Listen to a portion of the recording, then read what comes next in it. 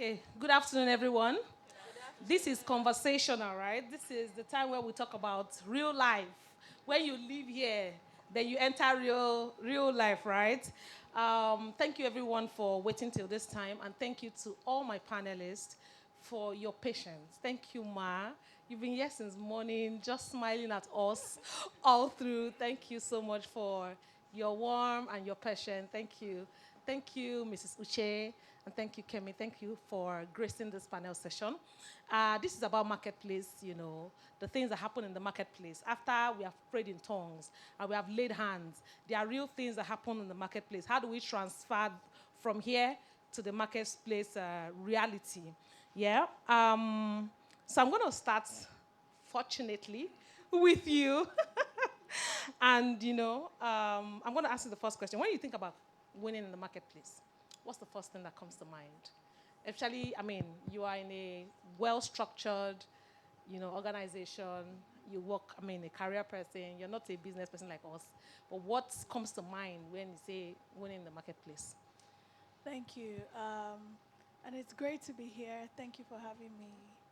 Um, Shout out to my pastor's wife. Very good to have you, and honor to be on the panel with you as well.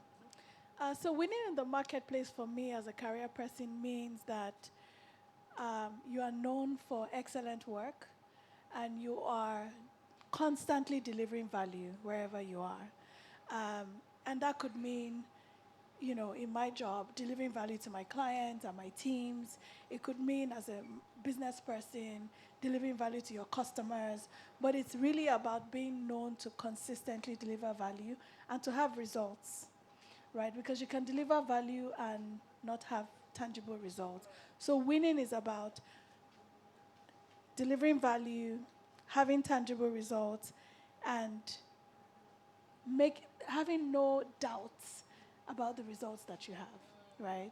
Because the idea of winning is that there is some contention, there is a race, there is something that many people are striving for, and you are now the one that emerges as the preferred one.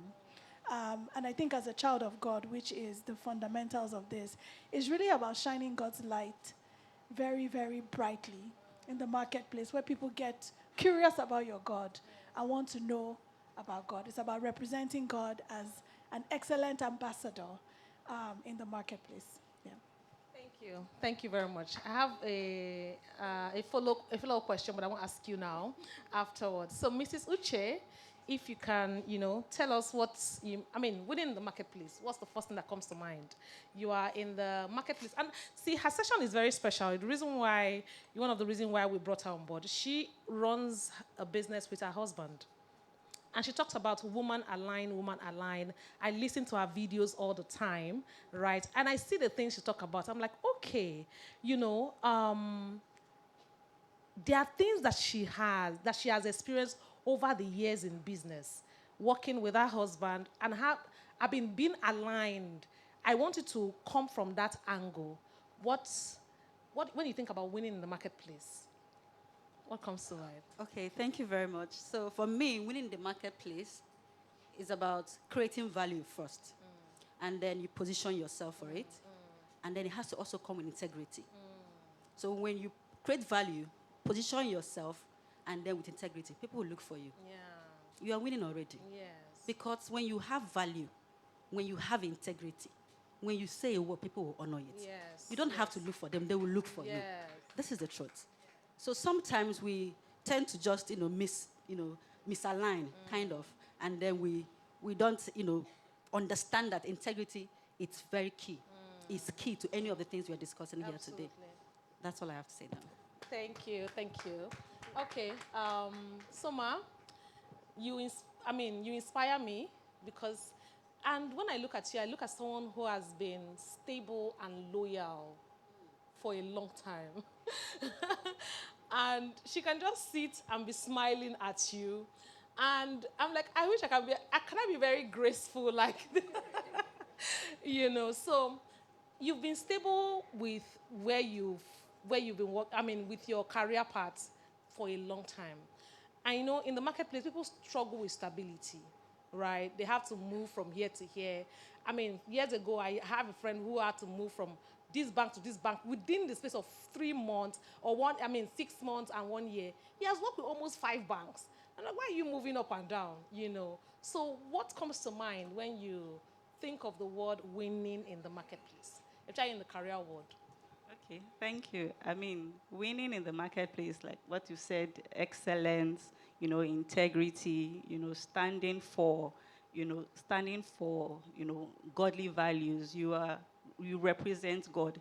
That's how I see winning in the marketplace. You are accountable. You are accountable to God. And I think that has, run through in all of the things that, we have heard today. You are accountable to God. When I think about, the rich fool in the Bible, he had a lot, and all he kept saying was, I will do this, I will do this, I will do this.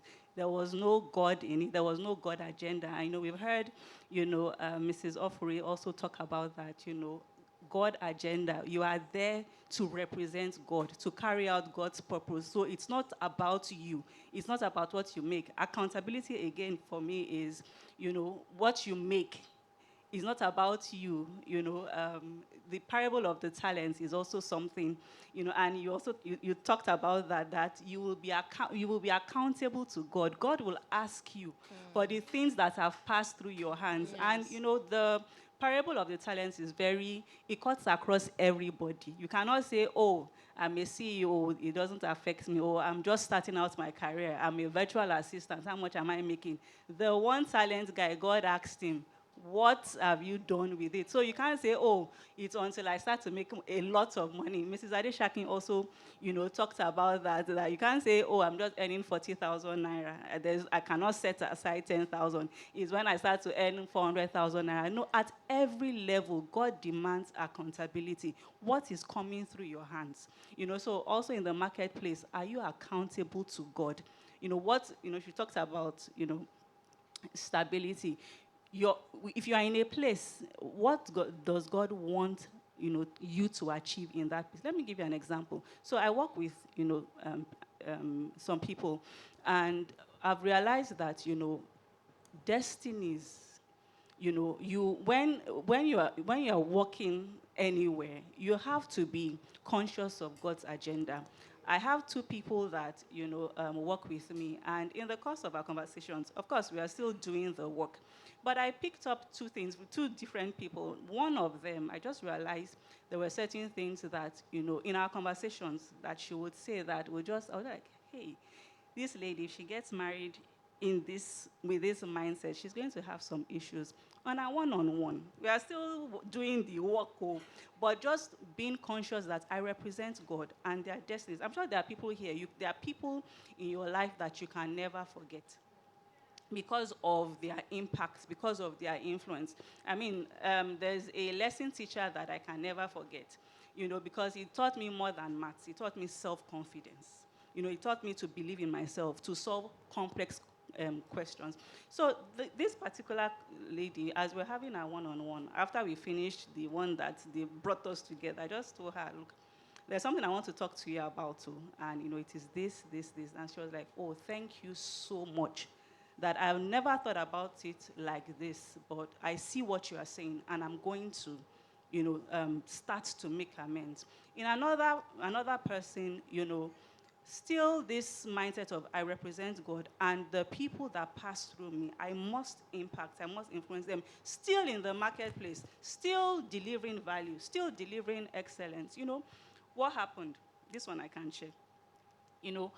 It was her birthday, and everybody was just loving up on her, and and there wasn't much that we did, but we're just hailing her, and I think some of us got her gifts and all of that, and I just noticed that she was crying, and I was like, why are you crying? What have we done? If we not take you if we not give you one gigantic gift, what are you going to do? And I just realized, that she was dealing with self-esteem. I was like, if you get married now and your husband, little thing that you are giving, or you don't appreciate yourself, you will be trampled upon if you don't know the value that you carry. What have we done that you are weeping like this? There's something wrong that you need, to trace back, maybe your background experiences, your childhood, your upbringing. There's something that you need to deal with, or else people will take advantage of you, And after having that conversation, of course, it resonated with her, and she was telling me about her childhood, how she had to,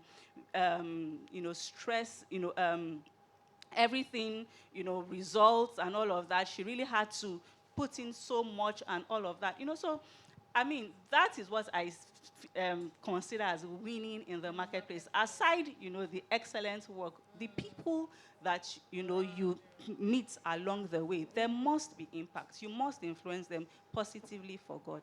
Praise God. Excellent. Please, a round of applause. Thank you. So I'm going to talk about, a bit of there's pressure in the marketplace. And you are a partner with the great McKinsey & Co., right? Right, we should. And to be honest, I'm sure a lot of us have watched movie of people trying to perform, close a deal, close a case to become a partner in the organization and all of that. Would you please just let us know what are the, because I'm sure you didn't start off as a partner, right? What are the quick things you had to do in your career, early stage, that brought you fast to the ladder? And then what were the pressure that you have faced in the workplace, and how were you able to manage those pressure to where you are today? Thank you.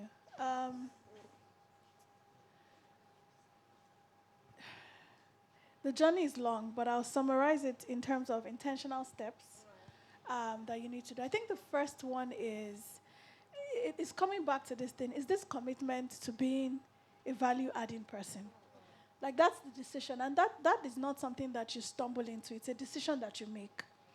Because being average is actually easier. To be honest, being average is easier. It's when you want to do what the kids will say, you're doing the most. It takes a lot to do the most. It takes a lot to be excellent. It takes a lot to be outstanding. Yes. And it starts from a decision to say, I want to add value. And so I think that was the first thing. That's a decision to say, you know what, I'm going to be the best version of myself. I'll be the best that I can be. And that came from identity. It came from a place of, I am light. I am salt. I am God's masterpiece. I can't be doing anyhow, right? I need to really represent God. I always said that one of my anchor, and this was very early in my career, like NYSC, was when I made that decision, that I would do my work as unto the Lord and I would do it well, such that people will want to get to know what's your backstory, and that becomes a way to lead them to God, right? So I think that having an assignment-mindedness is something that then drives you, because, as I said, being excellence is hard work. It takes energy. It takes from you. There are sacrifices. There are all of these things. But if you know that you're doing it for a bigger cause, then it's slightly easier. So I think the first thing is just the decision to be outstanding. The decision to be excellent is the first thing I would say. The second thing is curiosity. And I'm going to be very practical. I was book smart, but at the time, I think by the time I was in my NYSC, I was not very enlightened. You can be smart and not enlightened, right? And so I was just like, I need to know more about everything. I need to know more about business. I need to know more about economy. I just need to know of everything, right? Because if you say that you are God's ambassador, God is global, right? You can't be playing little league games or, you graduated top of your class. Okay, after that, what are you going to do? So I think that curiosity and the desire to know is something that also, I think, set me apart early. And what did that show up as? It showed up as I just read anything I can read. Read the papers, read news, read, even if you back then, you open your Yahoo page, there are all these news beats. And it's very easy to just want to click, enter my email, and just go and do what I need to do. But sometimes I just look at what are they saying on MSN, on sport, on news, whatever. That curiosity, I think, also makes you don't know, but you're building capacity to be invaluable to your team. It also meant that I went to look at what other departments in my organization were doing. So you don't just say, this is my beat, stay in your lane, Don't just stay in your lane. And say it again. so that you are not stuck in one department throughout the entire life cycle of your career. Curious What about other what areas are they doing? please? So during my NYSC, what it meant, I was in customer service, but because I worked in a bank for my NYSC, I was in Bielsa. It also meant that I would like go to the marketing when there's downtime. I would go to the marketing back room and just say, "What are you people working on?" And so, of course, I mean, everybody loves somebody who will do their work for them. And so they'll say, "I'm writing a credit paper." And I'm like, "What does that even mean?" And they'll give it to me, and I'll help them with it. But it meant that I knew what was going on there. And so when, for example, we're doing this IPO and they needed somebody to stand in, it was very clear. It was like, "Oh, you know how we do these things, just come." If I wasn't curious and go to ask, and that's why I said being average is easy. Being outstanding takes work, because it meant I did my work and other work, right? But that curiosity will make you stand out. And the things that you're... Please sit down. And the things that you're learning are for you. They're part of your toolkit. They're part of your toolkit. They're for you. They're part of your toolkit. Nobody's going to take it away from you. The other thing is, and the other way curiosity shows up is by volunteering, right? So again, after I left the bank, I worked at Ericsson. I was in my own lane, and they were starting an internship program for NYSC people. And I was like, "Yeah, I can help run it." I'm sure it was also just like, busybody is okay. If God gave me energy, I might as well use it, right? So I was like, "Yeah, I can help them structure this internship program. Why not?" It wasn't anybody's JD, but I was like, "I'll volunteer for it." Or they're doing some company thing. I'm happy to be part of the committee. And this is not something that I started at work. Even in uni, I was on, they're planning tech week, they're planning this, I'll be on the committee. Those skills, because I read computer science, I'm not supposed to know how to do admin stuff. But those are things that are in my toolkit now that nobody can take away from me. So, I mean, Temitope talk about life series. Mr. Oshika wanted to start this thing. I was like, "I got you, don't worry." Now, we've been doing it for 7 years. She just shows up. She doesn't know what goes on in the background.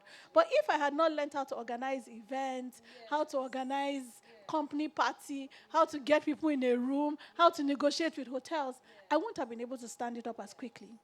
So those things, think of your career and everything as your toolkit. So what you learned in school is one part of your toolkit, but you don't call a mechanic. If a mechanic comes with one tool, you're going to be like, "I don't think you can do what..."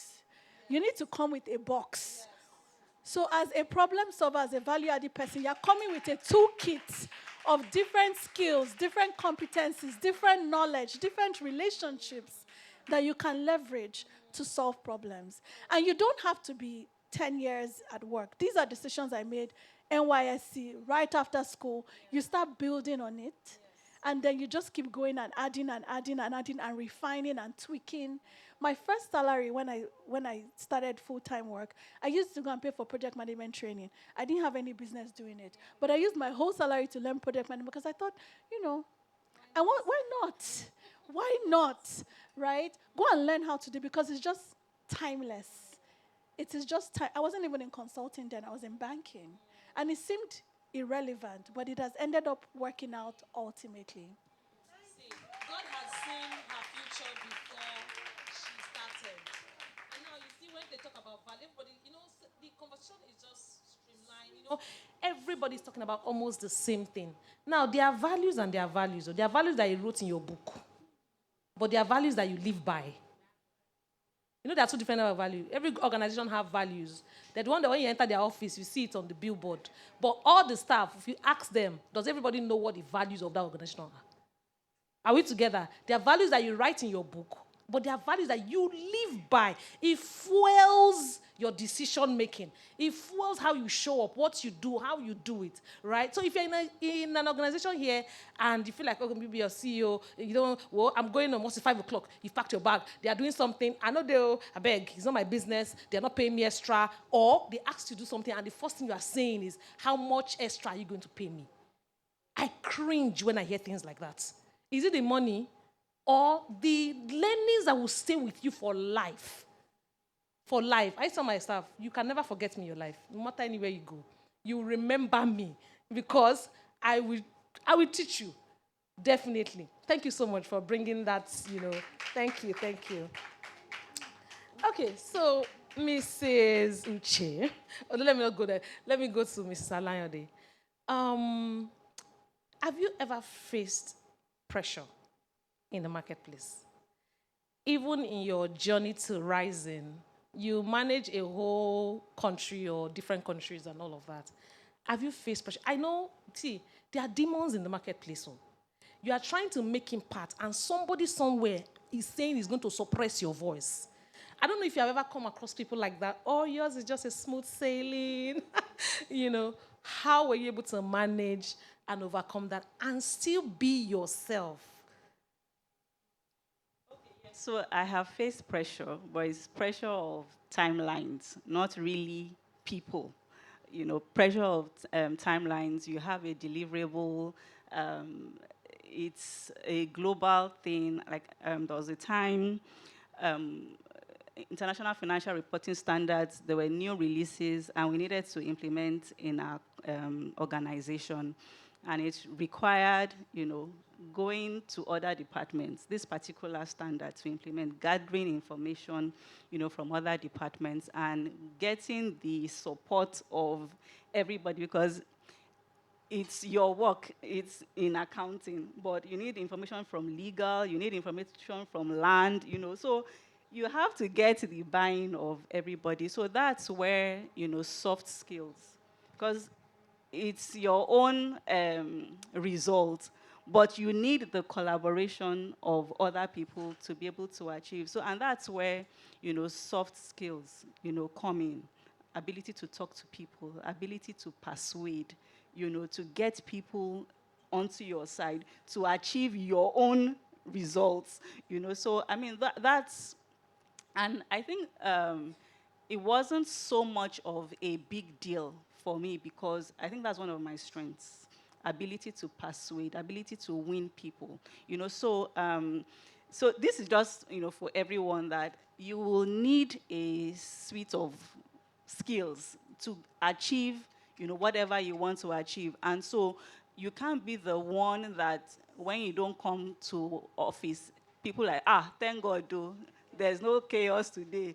You can't be the person that, people are happy that you don't show up. You can't win with people that way. And you always, whatever you're going to do, like we met Lehet today, you need community.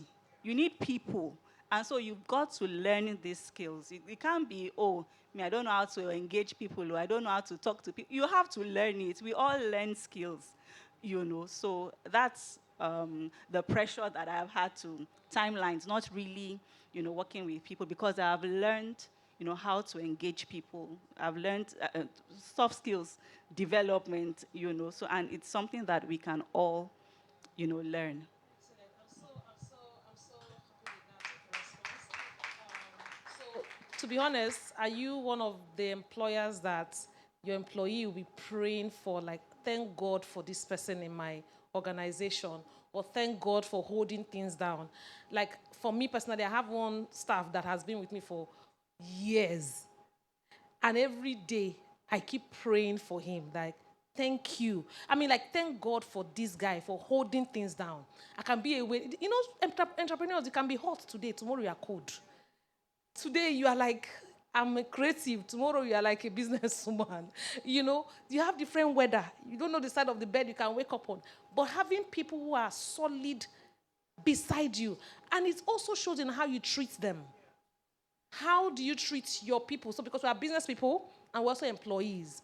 Now, I have let me just say, I have a client, we have a client in our business who've been almost every of their projects we do, from how they started buying their first house to where they are right now, to their business, to their organization. And they keep saying, every time we meet this staff, he has grown from one level to another. He's not the same person we met before. And it's also how you treat them. And I'm really, they are really like commending us that, okay, we treat our staff very well. We won't enter plane and then the staff will enter bus. Do you understand? It's in how you treat your people and how you stay stable in one place, not moving. Your employer can bank on your efforts. When you say, I'm going to deliver this project or this timeline within this period, you see everything that is delivered. You don't say stories. So thank you very much. Thank you. Mrs. Uche, I call her Bush Baby. My Bush Baby, because our business name is Bush, right? Butch, my Butch Baby, okay. My Butch Baby. All right, so, we have women here who do businesses and all of that. Can you just tell us how women can position to play to win in the marketplace?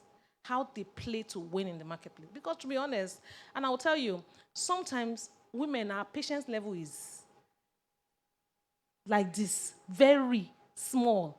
And sometimes out of anger, you can destroy a relationship. You can destroy a business transaction out of maybe because you woke up on the wrong side of the bed. But how can a woman play to win in the market? There's strategy to win in the marketplace. So, thank you. Thank you. First of all, winning in the marketplace or positioning to win the marketplace for me is very practical. Now, you start with clarity. I'll break it into three, like I said. Clarity. You start with clarity and then your environment, communications, and then capacity. Clarity, communication, and capacity. Now, in clarity, you need to know who you are. If you don't know who you are missing it. You need to understand who you are, and then the vision, you're part of, you need to also understand it. Then when it comes to communication, please ask questions where you don't know. Don't assume you know everything. Ask questions. It doesn't kill to ask. Ask. Learn. When it comes to capacity, please build it. Build capacity so you can be well informed. When you're speaking to somebody, they know you're well informed. Yes. You're not speaking from an empty place. Yes. If you need to get a mentor, please get it. Yes. If you need to get a coach, please get it. Equip yourself. It came to a point, I want to give an example. When I joined, in Butch Energy Limited, I wasn't grounded. I wasn't. I have to be very, very honest with you. I wasn't. I wanted to contribute in everything. I had opinions, but there's no depth. What did I do? I had to go back. I had to go and learn.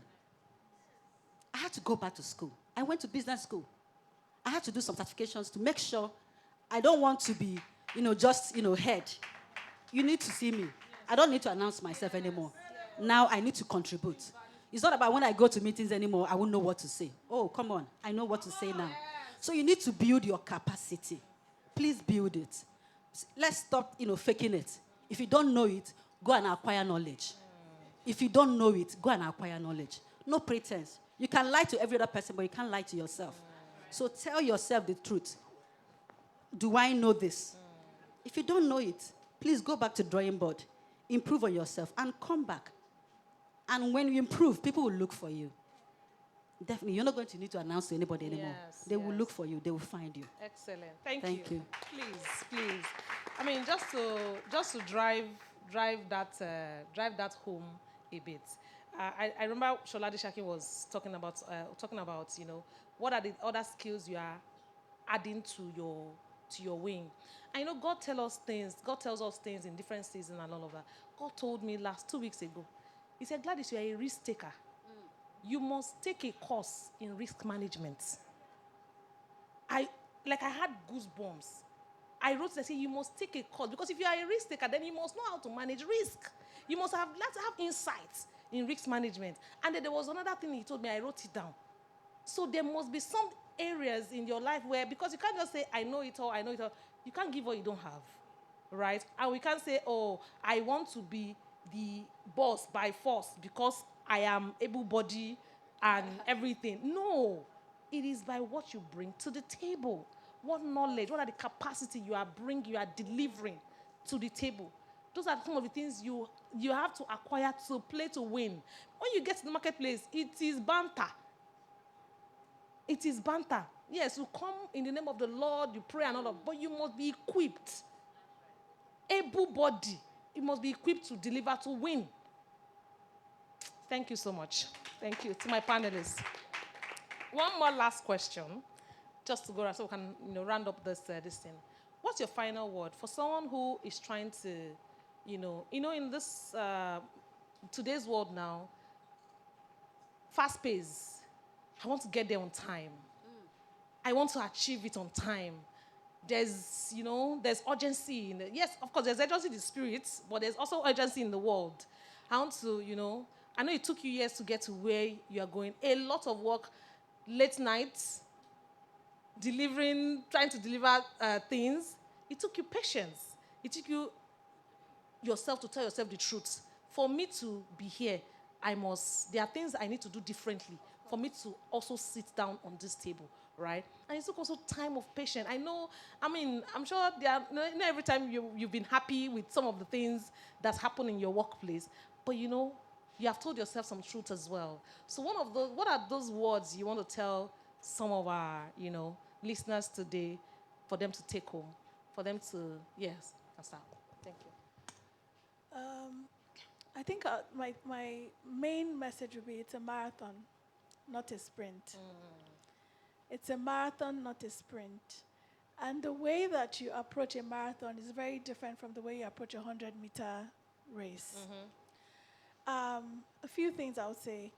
When you're doing a marathon, you have to have consistent pace. And so in this journey, in your career, in your business, you don't want to be a flash in the pan. You said it, I think it was Mama Grace that said it. We see you now, then we don't see you anymore. The businesses that last, the careers that last are the ones that are consistent. You are steady. Yes. You're steady. I always say that I would rather work with somebody who delivers 70% all the time than work with somebody who is 100% today, 20% tomorrow, even though their average at the end of the year might come to 70%. But that volatility, I can't deal with it. And customers, clients also don't like volatility. We like predictability. We want to know what we will get. And so I would say treat your business, treat your career as a marathon, which means you won't take shortcuts. When you're running a marathon, you're staying steady, you're not detouring, and every time, if you've entered mad Lagos traffic, that shortcut you went to take, it will take longer. You'll be like, everybody's passing here, let me go with them. You will find out that you're actually going to spend longer on the journey. So think about, play the long game. I think that's the summary. Play the long game. Do the learnings. I'm sure for you as well. You could have said, I don't want to take a step back. I want to just continue to show up. But you will not build the capacity, as you said, and you will then fizzle out after a while. So do the work that is required. This is a journey. Even if you're coming here, there are traffic lights, there are speed bumps, there are all of these things, but you still get to your destination ultimately. So I'll say treat it as a marathon. Don't be a flash in the pan. Consistently deliver. There will be delays. I've had my seasons of delays as well. But in those seasons, still continue to show up. Still continue to do good work. Because the time, unfortunately, there's recency bias. It's the last thing you did, people will remember. They will remember your 1982 glorious. They're not going to remember that. So continue to show up consistently, even in the tough times. A marathoner doesn't stop running and just sit down and say, I'm done. No, you're going to finish that race. Yes. But you keep going steady. When you're tired, you might slow down your pace. And then you go faster, and then you might slow down your pace and go faster. But don't check out. Resilience is the name of the game. It is he who runs to the end that can win. Yes. It is he who runs to the end that can get the crown or get the prize. So stay steady. Keep going. Don't check out. Don't burn out. Whatever you need to do, keep going. It is a marathon, and you will win if you finish. Thank you. Please, Ma. Okay. So just like what Kemi said, think long term. Don't think about fast results. Think sustainable results. I want to continue to deliver, not just, a win for the now. Think about legacy. We've heard that you have a name to protect. You have God's name, not to soil. So there are certain things you cannot, be associated with. If you want to think, if you are thinking legacy, if you are thinking, can I share my secrets? There are some secrets that you cannot share. You can see success, but you cannot share the secrets. So if you are thinking sustainability, if you are thinking consistency, there are certain things that you cannot do. And I'll also just say, service. You need to put in the hours. There will be some slow times, and like what she said, consistency. We are here sharing, oh, I did this, I did that. But there are also times that, you didn't do anything. So it all compounds. Stay in the game. Think service. Put in the hours. There's hard work, and think sustainability. Think sustainable results, not just quick results. You have a name to protect. Thank you. Yes. Okay, so for me, I will tell you today, success takes time. It's not something you just, plant today and reap tomorrow. No. There's a planting time, there's a harvest time. You plant, and when it matures, you harvest it. Please be consistent. Like they have all said, when you're working, if there's a delay, don't lose hope. If there's a delay, please don't lose hope. Take it as a growth time. It's a growth time for you. And the time will come for you to harvest that growth. If you apply for a job and you're waiting for a job, don't just sit and wait. Acquire some knowledge. You can be some certifications, get it. Don't just sit there. They say preparedness means what? Yes. Opportunity means preparedness or Yes, something. yes. So you have to be prepared. Be ready, be available. When something comes up, you are there, you are available, you are equipped. You don't just, sit and wait. It takes time. But trust me, when you put in the work, you will reap it. When you put in the work, you will reap it. Thank you. Thank you. So I have one or 2 points to add to that. One of the ways you also have consistent results is for you to also be consistent with yourself. You can't be a hair seller today. 6 months time we saw you, you are now doing fashion. We can't place you here nor there. We're not saying don't do different businesses, but there must be something we know you for.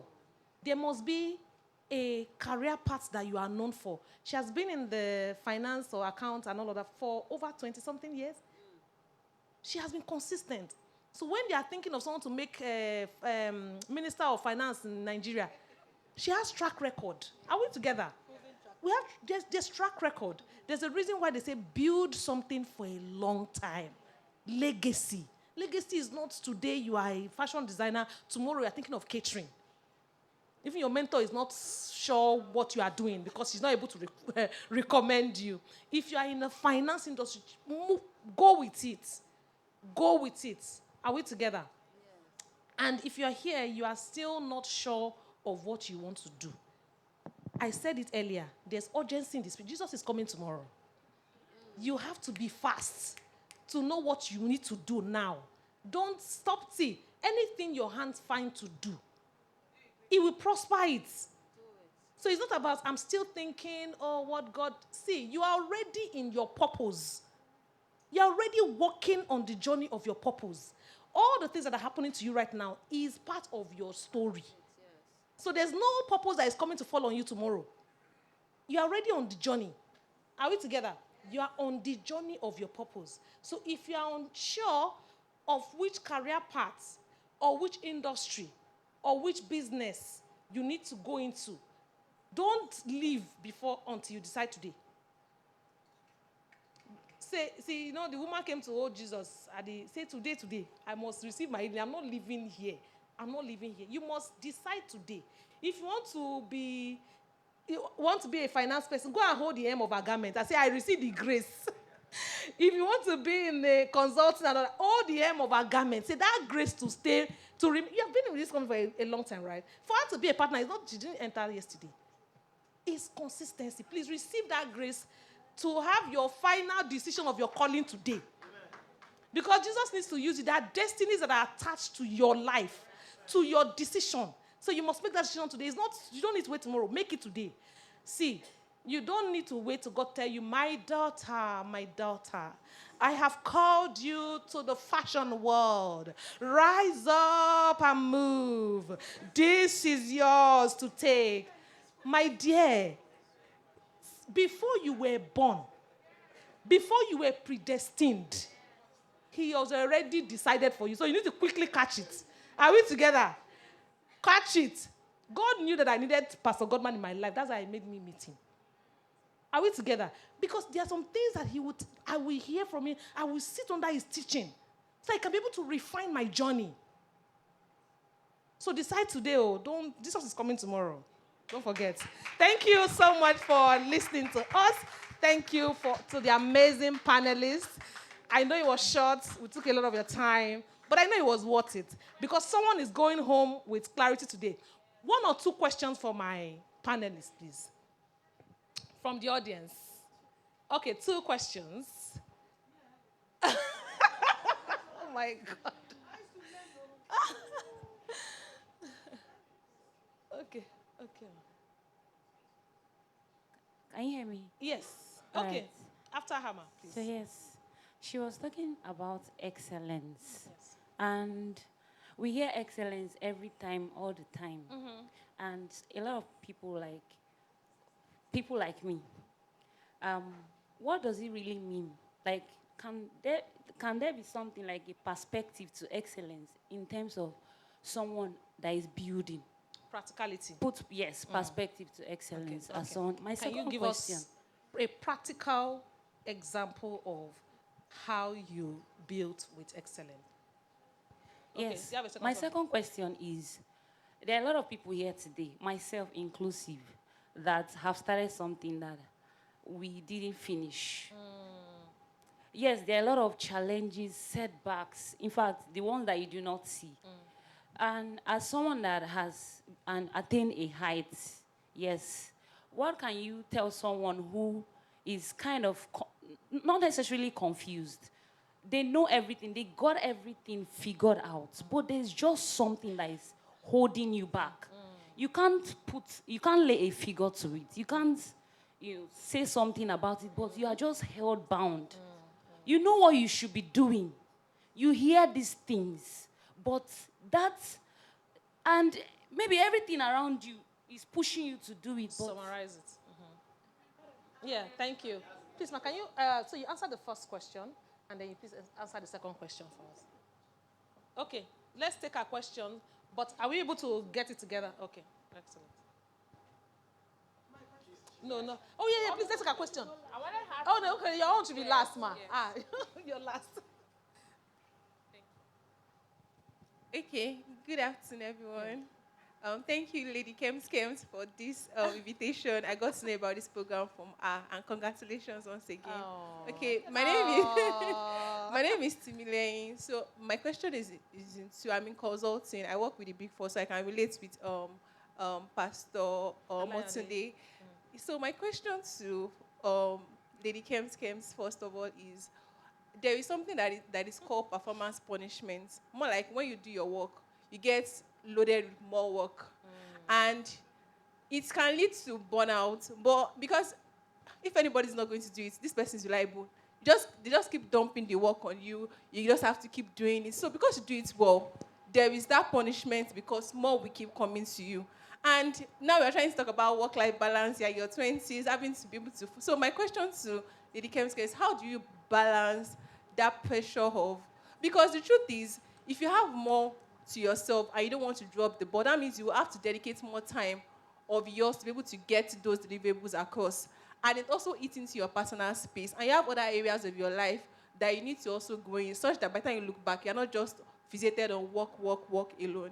And to Pastor Motunde, my question is, you spoke about soft skills, right? So there are some things that are more like your temperament sort of dictates your, maybe if you are like phlegmatic, sometimes you are just gentle and all that, but there are other times that you are result-driven. You get things done quick, right? And when you are managing teams, not everybody will be able to work at the same pace as you do.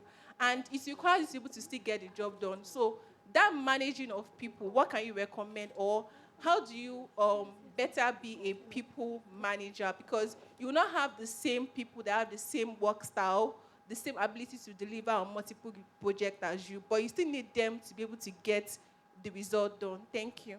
Thank you. Should we answer those questions first? Okay, want to go?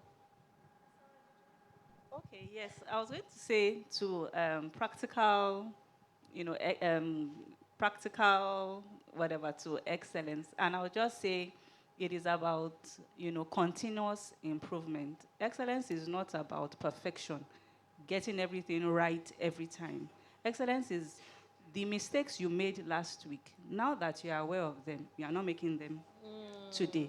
That is my definition of excellence, that you are constantly improving yourself. You are an excellent person in my definition. Thank you. How about the second question? Yes. Question, yes, I wrote it down. Execution, that is the answer.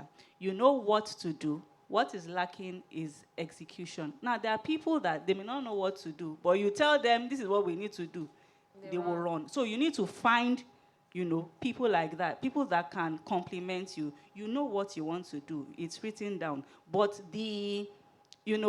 how to get it out, there are people in your space. You just need to find them. They're already around you, and they will help you, execute. And you also have a lot of tools now, AI prompts. All you need to do is, this is what I want to do.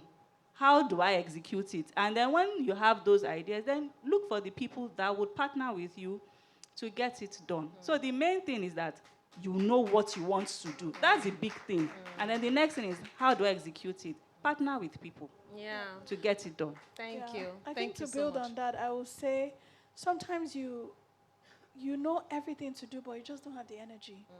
And in those moments, I always go back to the scripture that says it is the Spirit of God that is at work in us to will and to do. So he gives the desire and the power. He gives the desire and the energy to do. Isaiah 11:1, part of the Spirit of God, Spirit of wisdom, Spirit of knowledge, Spirit of understanding, Spirit of might. There's an actual spirit that God dedicates to power and energy to do stuff. So what you're feeling is not unusual, and it's not peculiar to you. Right? Inertia, for those who know physics, inertia is easy. Just remain in the state of rest until something jam you. Literally, that's what it is. And what you need in this instance is for the Holy Ghost to jam you and get you moving. Ask God for the spirit of might. It is not what's going on is not just physical, it's spiritual as well. So ask God for the spirit of might. That's the spirit that energizes you to do. Ask God the Holy Spirit to energize you to will and to do. So you have the will. It's the doing that is not there. So ask God for help. And then it is in the doing, as you get that help, you partner with people, you have accountability partners who, when they call, I have some accountability partners. If you don't do what you say you will do, they will collect money from you. Come on. And me, I don't want to give anybody the money. So I will do. Find what motivates you. And make sure that you build systems around it. I think the final thing is you just need to understand why are you doing what you're doing. Exactly. Like, why? What is your why? What is your why? If you have a real big burning why, you will get up. Yes. Go and look for people that are trying to lose weight. Slim people, they don't like the gym. It's because they don't have a why. People that are trying to lose weight and they know their why, they will get 5 a.m. You'll see them there because they have a real why that's chasing them. What is your why? And if you don't have a why right now, it's understandable that you're chilling. But if you know why, and maybe your why is what Gladys has said, Jesus is coming tomorrow. What are you going to report back that you did with what he gave you? That is enough why to get you moving. When you know that all of us will stand and give account. Yes. And even if it's one talent that you have to shalaye. Yes. What did you do with your one talent? Yes. That is enough why to get up. Yes. When your why is clear, you will know how to ask God for power to do what you need to do. Yes. So just make sure you know why you're doing it. And it shouldn't be comparison, blah, blah, blah. Make sure your why is Holy Ghost inspired. Yes. So that you can make a demand on the Holy Ghost to give you the power to do what he has asked you to do. Come on. Woo! Come on. Thank you. Thank you. There's a second question from the other lady. Yes. I'm going to answer. And I think Pastor Lohade has talked about building excellently. Just keep getting better and better and better. And AI is such a fantastic tool. I judge people by the quality of the documents they send to me. Come on. If there are typos there, you are the problem. Because there's Grammarly, there's ChatGPT. And it means that you're not taking the time to deliver good work. And that's the thing. God didn't do shabby work. Look at creation. And if you say that you're a God, he's such an excellent God. If you say that you're in the image of God and you're God's creation, you can't be doing shabby work. It's disrespectful. It is so disrespectful. To him. And so, to him and to what he has placed in you. So you just have to show up well. And you might not get it right the first time, but as Pastor Layode said, somebody gives you feedback, you cannot make that same mistake again. Never. You must not be caught making the same mistake again. Over and over. You have to keep learning and keep getting better. It might not be perfect at first, but you cannot be. What frustrates people is that I told you this thing yesterday. You are still making the same mistake today. That's what really frustrates people. That's what frustrates people. If somebody gives you feedback and you improve, they will have a good perception of you because they know you're doing the work to get better. Mama said, are you trying? Sometimes all people need to see is that you're trying. And that's good enough. Yeah. Show up. Show up. Yeah. Show up in your trying. Yeah. Show up. Similarly, on performance, and good to see you. Please, I have a question. Yes. And the first question I have, I'm sorry to say. Yes, Mama Grace is talking. This conference is what? The third time. Yes. Why this conference? And that's Why? your What first is your question. why? Why this conference? Oh, yeah, Me, I should sit down because I've not I slept. should answer, right? Yes, I Why? have a question. Why? So first of all, I'm a woman who loves to empower women. Okay. I love women.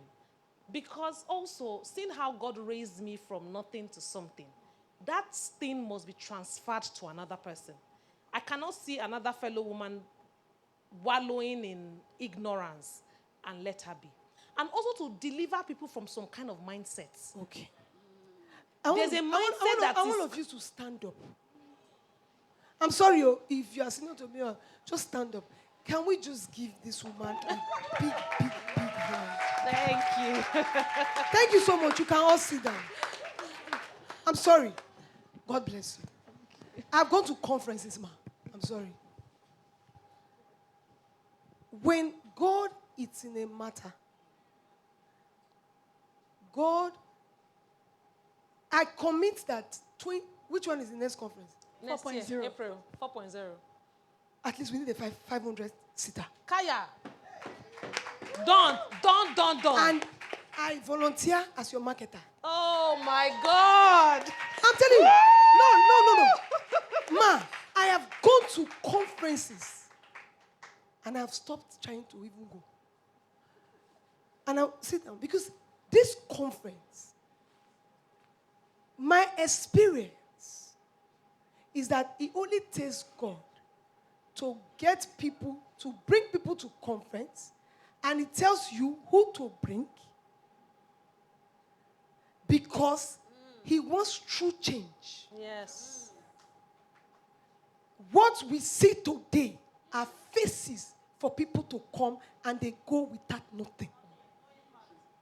I sat down here, I learned too much from this communication.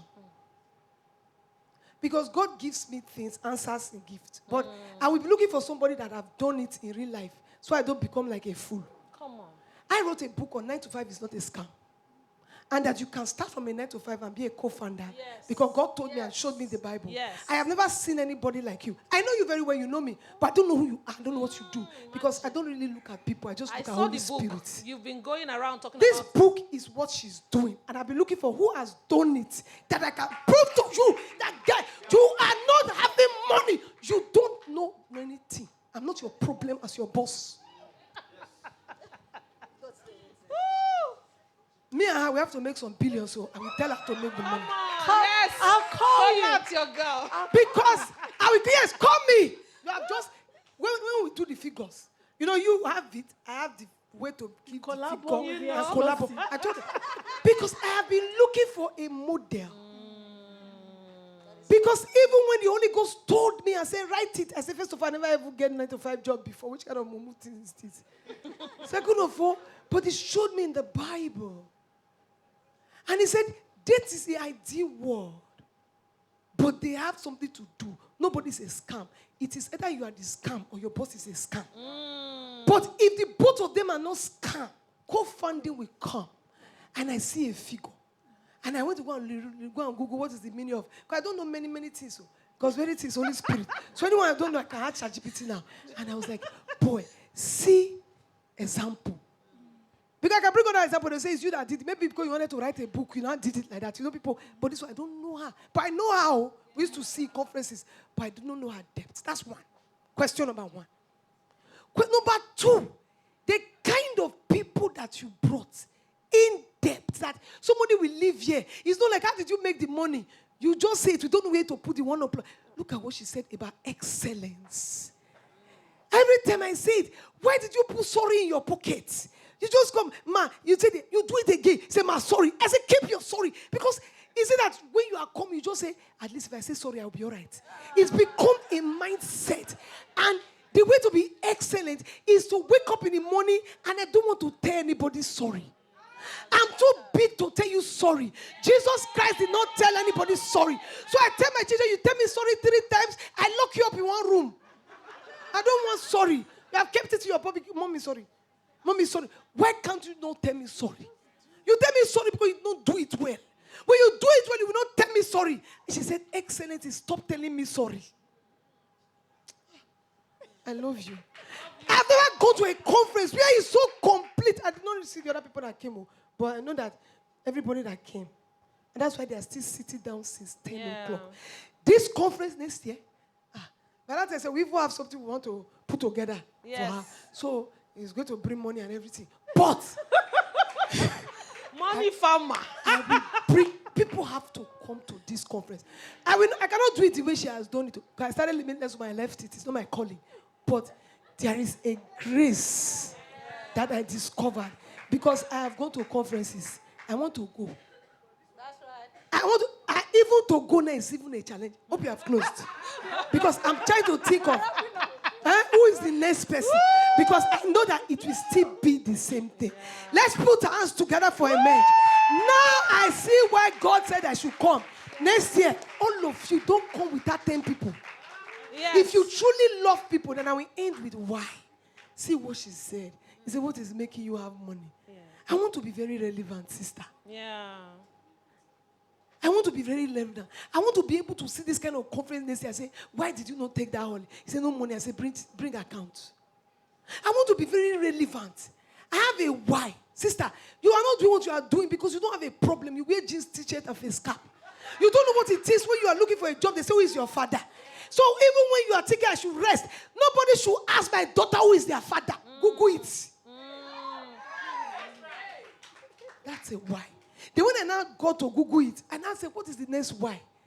I want people to come and be born again. You don't like to come. I will put 100 million down, do a program. You like it or not, I will bring you by myself. Yes. And I will preach the gospel. So I cannot be quiet because I have a why. Sister, you did not finish that project. No why. If you have a why, sleep will reduce. Yes. So I tell people as a coach, find a why. You will discover that you don't need Grace Ofure to motivate you. Come on. I love all of you. Man, Thank you. I love you. I have never been free like this in a place. I used to do demure. We are in the right place. And there is no way anybody will live. Nothing is fake here. These people, real people, real just packaging. God bless you. Thank you. Because to identify the real people is grace. Yes. That means you are not looking for a billboard. You just want to really, really do. Yes. You are blessed. So I don't need this kind of conference. I'm serious. I've been looking for who is doing this kind of conference. It's not my calling. Now we partner with them because I know that at the end of the day, that thing that I'm thinking that these people, do you even know that 99% or 9% people need this kind of people? Not all these people that we don't know what they're saying. I will partner with you to make sure that lives are changed. Monetary and otherwise. Yes. I'm around, I'm not around. I can come online, but I will talk about it. Yes. Image. Yes. Now, this is the real Image women of impact Global. It's global. Thank you. Thank you. I'm just going to answer Timile's question. Yes, the lady at the back. I hear you on performance punishment, and it's not a you problem, it's a system problem, right? You are not the one that is allocating work to yourself. You have a boss, right, who is supposed to equitably distribute things to the different team members, but maybe they're not doing what they need to do. I just want to say two things. One, it is real. I acknowledge it. especially when you're being abused, right, by that. Volunteering is different from people dumping things on you. Two very different things, right? And even when you're volunteering, you know what your capacity is and what you can agree to or not. No is a complete sentence. No.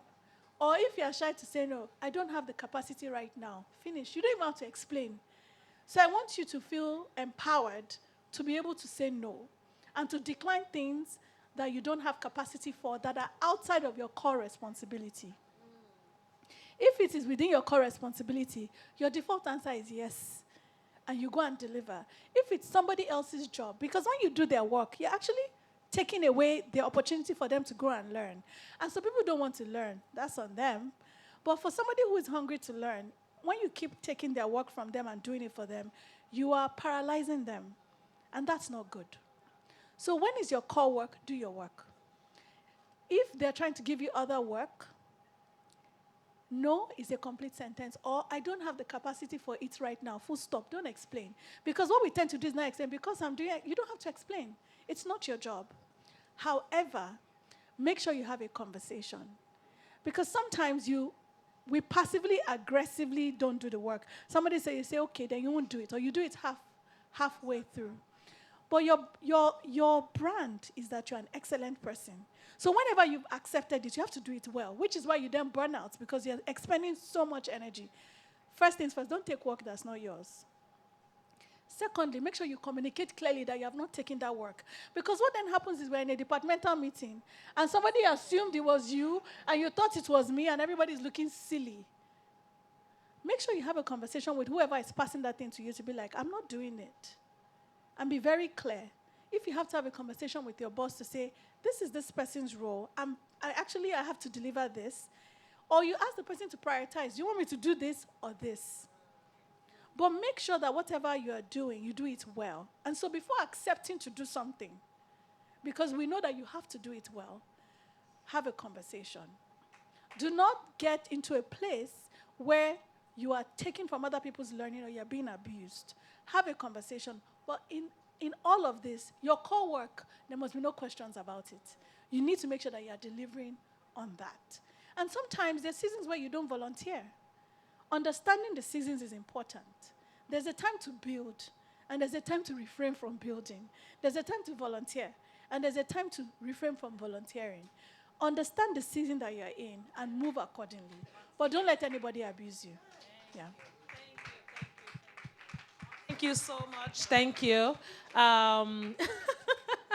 One final word from you, Ma. One final word from you. Everyone, just one final word, one line. Me? Yeah, you can start. Okay. So like I said earlier, sometimes we can get stalked. You get misaligned and you miss it. Please, you need to find out. Be honest with yourself, like I said earlier. Either you go back, is it a clarity thing? Is it a knowledge gap? Or is it your environment gap? When you find out, either you go back to God, God, please, why am I missing it? Help me direct my step. And He will direct your step. If it's a knowledge gap, please go back and equip yourself. Please, go back and equip yourself. Build capacity. If it's your environment, please change it. Change your environment. Change your league. You must not be everywhere. You must not be everywhere. You can't go for every conference. You can't go for every meeting. If it does not align with you, please let it go. Don't go with time wasters, distractors. They are not going where you're going and you're still there. It's a waste of time. Focus on your focus. And at the end of the day, you get results. Thank you. Excellent. Okay, so I'll just say, think long term. It changes your decisions. It changes your actions. Think long term. Thank you. Thank you so much. A standing ovation, please, to all our panel speakers. Thank you. Thank you so much. Thank you. Just before, we give the award, and I would like the media team to please put the QR code for the Powered Growth session. Now, this conversation doesn't just end in the room. I took it upon myself to do master classes. I did it online before, but now it's physical, one-day master class, because I realized that, we have to go into the world to really talk about these things. When you go out there, you realize that a lot of people need knowledge. They need that Spirit of God that moves people. No, you're standing and something is just moving you. You need to be able to transfer. You need to break down things and all. So we want you to register for the next Powered Growth session. It's called Powered Growth. The reason why it's called Powered Growth is that your growth must be powered to a source. In 2023, God woke me up. 2023, God woke me up one night. I was in Ghana, and he said, do these things. Because I needed another level of growth for my life. Do this thing called the Powered Growth. I was in it online. Grace, please, the QR code for Powered Growth is not being displayed on the screen. So thank you so much. Thank you. After the picture session, we'll talk about Power Growth again. I want people to register. Let's take it on. Please, the award. Don't be judged the book by the cover. I would have the honor of my amazing pastor, our coach, our mentor, our father, to please join us to appreciate them by giving them the award and take a group picture. Okay, let's take a picture.